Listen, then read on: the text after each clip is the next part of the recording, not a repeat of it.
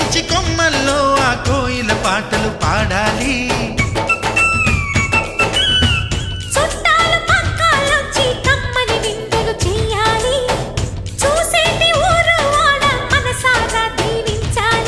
నలుగురు కలిసి చేతులు కలిపి మన కలలన్నీ పండించాలి.